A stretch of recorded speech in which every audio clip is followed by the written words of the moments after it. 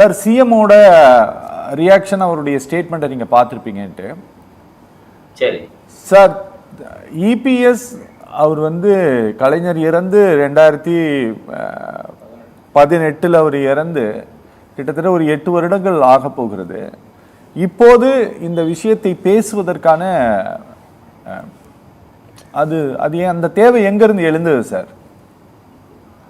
அந்த தேவை ராசா அவர்களுடைய குரலில் இப்ப சமூக வலைத்தளங்களை எங்கும் ஆக்கிரமித்திருக்கின்ற அந்த ஆடியோ ஏற்படுத்தி இருக்கிறது அந்த விளைவை.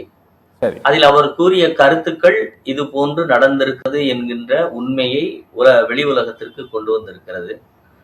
நீங்க அந்த அடிப்படையில் நாம் கருணாநிதிக்கு எதிராகவே அரசியல் செய்தாலும் அப்படி வீட்டுச் சிறையில் வைக்கப்பட்டிருந்தாரா என்பதையெல்லாம் நாம் கண்டிப்பாக விசாரணை செய்ய வேண்டும். சிபிஐ விசாரணை கொடுக்க வேண்டும், ஆணையம் கூட போடணும் இன்னும் முடிஞ்சா. ஏன்னா அதுக்கு அந்த மாதிரி எல்லாம் இவங்களும் சொல்லியிருக்காங்க, எதிர்கட்சி தலைவர்கள் மீது இயல்பாக நடந்த விஷயத்தை. ஆனால் இங்க அந்த கட்சியை சேர்ந்தவரை, இன்னும் குறிப்பாக அவர் பேசியதாக சொல்லப்படுகிற காலகட்டத்தில் எந்த ஒரு சாதாரண மனிதனுக்கும் தான் சிறையிலே அடைக்கப்பட்ட போது தன்னை புறக்கணித்தவர்கள் குறித்து, அல்லது அந்த கருணாநிதி குடும்பத்திலிருந்து கனிமொழி சிறைக்கு வந்த பிறகு எல்லோரும் ஓடி வந்து பார்த்தது குறித்து, இப்படி பல விஷயங்களை அவர் தொட்டு இறுதியில் இப்போது கருணாநிதியை அவர் சிறையில் வைத்திருக்கிறார் என்று சொல்லக்கூடிய அளவுக்கு அந்த ஆடியோ செல்லுகிற விதத்தில் பார்க்கிற போது இது ஏனோதானோ என்றோ இல்லை இன்றைக்கு தேர்தல் காலகட்டத்தை மனதில் வைத்து சொல்லப்பட்டதல்ல. ஏன்னா இது சொல்லப்பட்ட காலகட்டமே வேறு. அடுத்து இதுல இன்னொரு குற்றச்சாட்டு இருக்கு. இப்ப இந்த குற்றச்சாட்டுக்கு இப்படி கோவப்பட்டவர் அதுல அந்த கலைஞர் டிவிக்கு பண பரிமாற்றம் குறித்தும் சொல்லியிருக்கிறார். அழகிரி இவரை சந்தித்து நீங்கள் ஸ்டாலினை ஸ்டாலினை சொல்லிட்டு நீங்க 2 பேரும் வெளியே விட வேண்டியதுதானே என்றும் சொல்லியிருக்கிறார். அப்ப இது ஒரு மிகப்பெரிய அடுத்தடுத்து இந்த ஆடியோங்கிறது நிறைய விஷயங்களை கொண்டு வருது. இதே போன்ற ஒரு விஷயத்தை கோபால்சாமி அவர்களும் அந்த காலகட்டத்தில் தொடர்ந்து சொல்லி வந்தார். இந்த பண பரிவர்த்தனை குறித்து ரொம்ப அக்யூரசியாக திரு ராசா சொன்ன இந்த ஆடியோவில் வந்திருப்பதை போன்று வைகோ அவர்கள் பொது வழிகளிலே குற்றம் சாட்டுகிறார். நான் ஓப்பனாக குற்றம் சாட்டுகிறேன், என் மீது நடவடிக்கை திராணி இருக்கிறதா கேட்டிருக்காரு.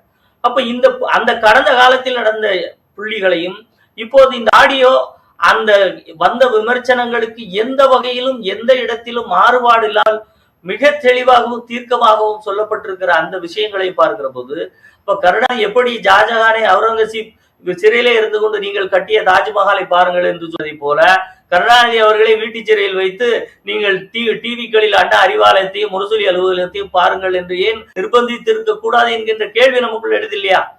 ஏனென்றால் அப்படி ஒரு சிறையில் வைத்திருக்கார் என்பதை ராசா சொல்லி இருக்கிறார். சரி, இப்போ நீங்க முதலமைச்சர் பதில் சொல்ல வேண்டும் என்றால் உண்மையிலேயே முதல்ல யாருக்கு சார் பதில் சொல்லணும்? அரவிந்த் அக்ஷன் என்னிடம் ஒரு செய்தியை சொல்லி ஒரு வீடியோ ஆடியோவை நீங்க உரையிட்டா உங்க குரல்ல இருந்தா உங்ககிட்ட கேட்கணுமா?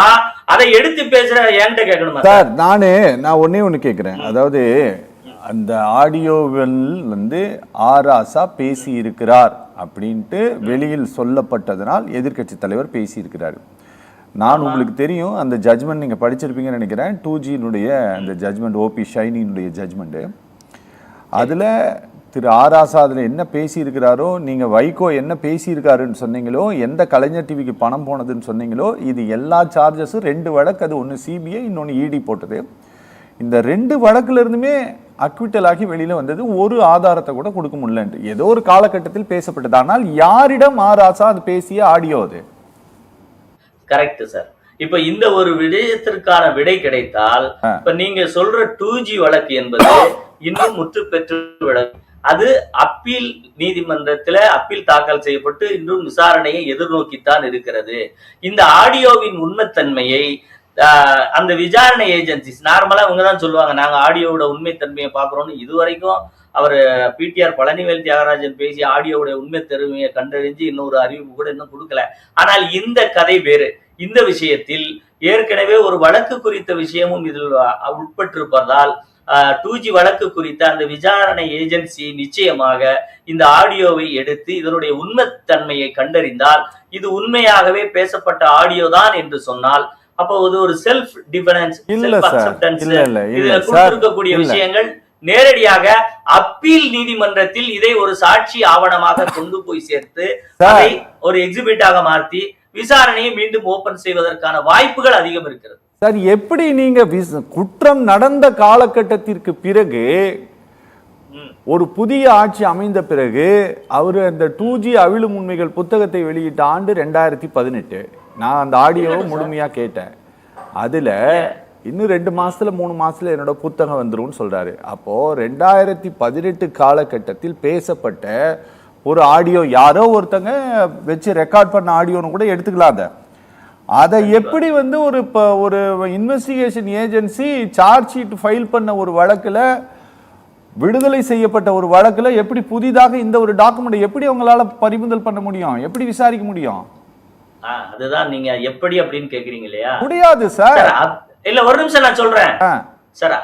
Appeal is continuation of trial என்று சொல்வார்கள். அதாவது மேல்முறையீட்டில் ஒரு வழக்கு இருக்கிற வரைக்கும் அந்த ட்ரையல் என்பது ஓபன்ல இருக்கு என்று அர்த்தம்.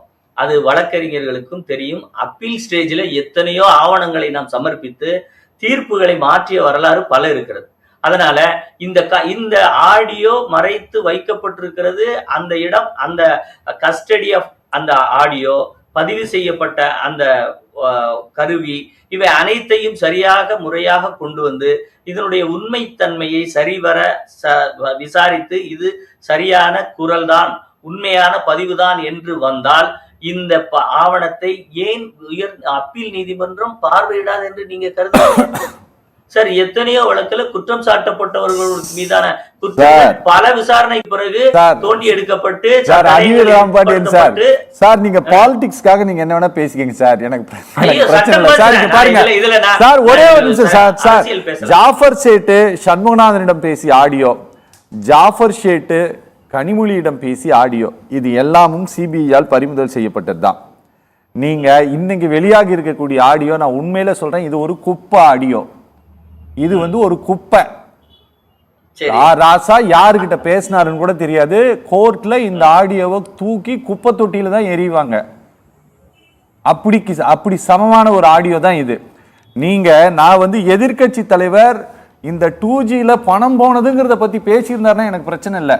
நான் வந்து அதை பத்தி மையமா வச்சு கூட நான் எடுத்திருப்பேன். ஆனா கலைஞரை வந்து சிறை வைத்திருந்தாருன்ட்டு நீங்க எமோஷனலா கொண்டு போறீங்கல்ல இந்த விஷயத்த, அதுக்காக தான் இதை நான் எடுத்தேன்.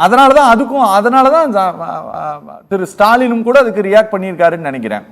நீங்க அந்த ஆங்கிள், ஒருவேளை நீங்க அவர் வந்து சிறை வைக்கப்பட்டிருக்கிறாருன்னா இதே சார்ஜஸ் அவர் உடம்பு சரியில்லாம இருந்த போது, அதிமுகவினுடைய ஆட்சி காலத்தில் ஜெயலலிதா மேடம் உயிரோடு இருந்த போது கூட சொல்றேன், அப்போ திரு அழகிரி இதே சார்ஜஸ் வச்சிருந்தாரு. அப்பெல்லாம் நீங்க கம்முன்னு தான் இருந்தீங்க.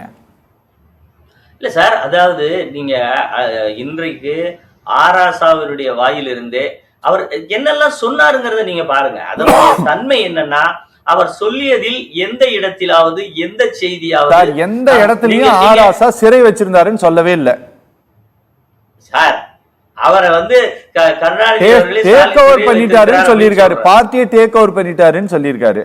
எந்த இடத்துல இல்ல கருணாநிதியை தன்னுடைய கட்டுப்பாட்டில் வைத்திருக்கிறார் அப்படிங்கறத மிக தெளிவா சொல்றாரு. ஆமா சார், அவர் கண்ட்ரோல்ல தான் இருக்காருன்னு சொல்றாங்க. அதுல என்ன தப்பு? அதுக்கு பேர் என்ன? அது எப்படி சார் பிரிசன் ஆகும்? அதாவது கட்டுப்பாட்டில் வைக்கிறதுனா, நீங்க ஒரு வயது முதிர்ந்தவர்களை உங்க கஸ்டடியில வைக்கிறதுக்கு பேரு, அதுக்கு பேர் வீட்டு சிறை தானே. அதுல என்ன நீங்க வந்து இது இல்ல, அவருடைய சுதந்திரமான இயக்கத்தையே அப்படி இருந்ததால் தான் அழகிரி அரசியலில் இருந்து ஓரங்கட்டப்பட்டார் என்பதற்கும் நாங்க ஒரு இதா சொல்றோம். ஸ்டாலினை அரசியல் தலைவராக தேர்ந்தெடுத்தது என்ன முழு மனதோடு தேர்ந்தெடுக்க வாய்ப்பில்லை. இது போன்ற பயஸ்ட்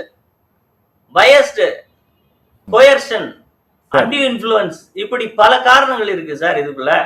எல்லாம் வைத்துதான் இப்படி கட்சியை தன்னுடைய கட்டுப்பாட்டில் டேக் ஓவர் பண்ணியிருக்காரு. நீங்க சொல்றதுக்கு முன்னாடி அதை சொன்ன ஆராசா வழக்கறிஞர் என்பதால் அவருக்கு தெரியும் அன்டியூ இன்ஃப்ளூயன்ஸும் கோயர்ஷனும்.